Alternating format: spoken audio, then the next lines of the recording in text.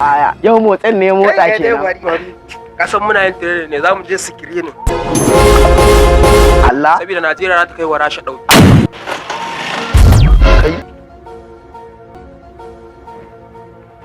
Kai taya kura ce fa.